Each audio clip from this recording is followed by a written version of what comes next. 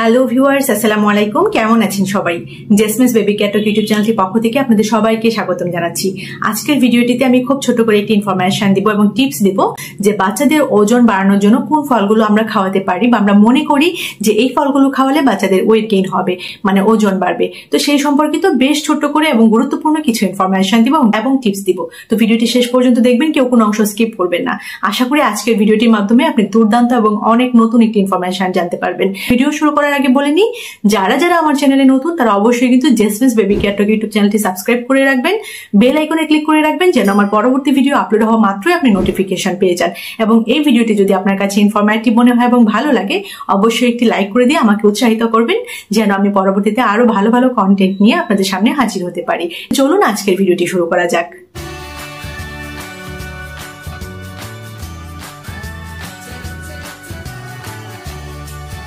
তো প্রথমেই বলবো যে দেখুন, ওজন বাড়ানোর জন্য কিন্তু প্রোটিন সমৃদ্ধ খাবার বা প্রোটিন বেসড খাবার কিন্তু সব থেকে বেশি কার্যকরী ভূমিকা রাখে। মানে প্রোটিন সমৃদ্ধ খাবারগুলোই কিন্তু আমাদের ওজন বাড়াতে সাহায্য করে, বাচ্চাদের ওজন বাড়াতে সাহায্য করে। তো ফল খেলে বাচ্চাদের ওয়েট গেইন হয়, এটা কিছুটা সঠিক আবার কিছুটা সঠিক নয়। কেন কিছুটা সঠিক? মানে মিষ্টি জাতীয় যে ফলগুলো রয়েছে বা ড্রাই ফ্রুটস গুলো রয়েছে, সেগুলো যদি বেশি পরিমাণে ইনটেক করা হয় তাহলে কিন্তু ওজন বাড়ে। যেমন আম, কাঁঠাল, তারপর ড্রাই ফ্রুটস এর মধ্যে কিশমিশ রয়েছে, খেজুর রয়েছে। এই খাবারগুলো যদি অনেক বেশি পরিমাণে খাওয়া হয়, মানে কার্বোহাইড্রেট রয়েছে এই খাবারগুলোতে, এবং অনেক বেশি মিষ্টি পরিমাণ খাবার যদি ইনটেক করা হয় তাহলে কিন্তু ওয়েটটা গেইন হয়। সুতরাং ছোট বাচ্চা থেকে শুরু করে বড় যে বাচ্চারা রয়েছে তাদেরকে যদি মিষ্টি জাতীয় খাবার বেশি করে খাওয়ানো হয়, হোক সেটা ফল অথবা হোক সেটা অন্য কোনো আইটেম, সুগার বেসড যদি খাবারগুলো বেশি পরিমাণে ইনটেক করানো হয় তাহলে কিন্তু দেখা যায় ওয়েটটা গেইন হয়, মানে ওজন বাড়ে। সেই জন্য ফলের মধ্যে কিন্তু আম, কাঁঠাল, ড্রাই ফ্রুটস এর মধ্যে কিশমিশ, খেজুর এগুলো যদি বেশি পরিমাণে ইনটেক করা হয় তাহলে দেখা যায় যে বাচ্চাদের ওয়েটটা কিন্তু দ্রুত গেইন করে।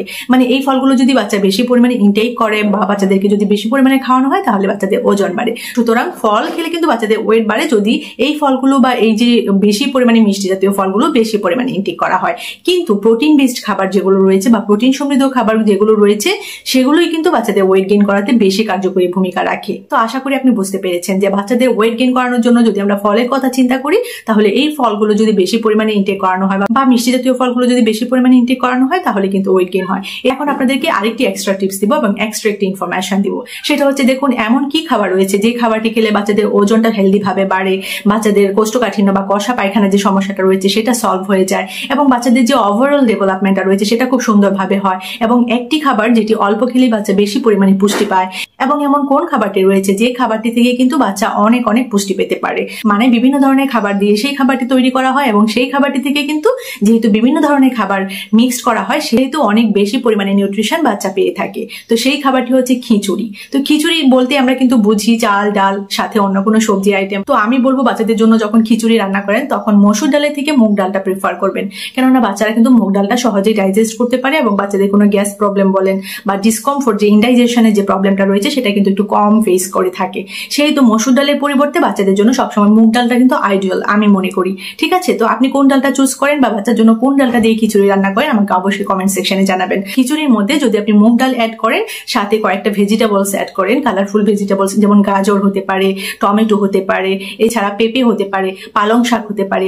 তো এই ধরনের যে কালারফুল ভেজিটেবলস রয়েছে 2-3টা অ্যাড করে যদি আপনি বাচ্চার জন্য খিচুড়ি অ্যাড করেন এবং সেই খিচুড়িতে যদি আপনি একদিন মাছ অ্যাড করলেন, একদিন মুরগি অ্যাড করলেন, একদিন ডিম অ্যাড করলেন, মানে প্রোটিনটা অ্যাড করলেন, তাহলে কিন্তু এই খাবারটির মাধ্যমে কিন্তু বাচ্চা প্রপার পুষ্টি পাবে, অল্প খেলেও কিন্তু বাচ্চা বেশি পুষ্টি পাবে এবং এই খাবারটির মাধ্যমে কিন্তু বাচ্চা যে কনস্টিপেশন প্রবলেম রয়েছে সেটা কিন্তু দূর হয়ে যাবে। এছাড়াও কিন্তু বাচ্চার হেলদি ভাবে ওয়েট গেইন হবে, মানে বাচ্চার ওজনটা কিন্তু সুন্দরভাবে বাড়বে। তো বাচ্চাদের ওজন বাড়ানোর জন্য বা ওয়েট গেইন হওয়ার জন্য কোন ফলগুলো বেশি ভূমিকা রাখে সে সম্পর্কে আপনি ইনফরমেশন জানতে পারলেন এবং কোন খাবারটি খেলে বাচ্চা অনেক বেশি পুষ্টি পাবে, অল্প খেলেও বেশি পুষ্টি পাবে, বাচ্চার হেলদি ভাবে ওয়েট গেইন হবে এবং কোন খাবারটি বাচ্চার জন্য আদর্শ একটি খাবার সেই সম্পর্কে তো আপনি ছোট করে একটু ইনফরমেশন জানতে পারলেন। এরকম ছোট বড় আরো অনেক ইনফরমেশন পেতে অবশ্যই কিন্তু আমার চ্যানেলের সাথে কানেক্ট থাকতে হবে, কেননা সামনে কিন্তু আরো অনেক গুরুত্বপূর্ণ ইন্টারেস্টিং ভিডিও আসবে। সুতরাং এই চ্যানেলের সাথে অবশ্যই কানেক্টেড থাকবেন, জেসমিস বেবি ক্যাটক ইউটিউব চ্যানেল। আর এই ভিডিওটি যদি ভালো লাগে অবশ্যই কিন্তু লাইক করে দিবেন, শেয়ার করে দিবেন আপনার সোশ্যাল মিডিয়া প্ল্যাটফর্মে। তো ভিডিওটি এখানেই শেষ করছি, সবাই ভালো থাকবেন, বাচ্চাদেরকে ভালো রাখবেন। আল্লাহ হাফেজ।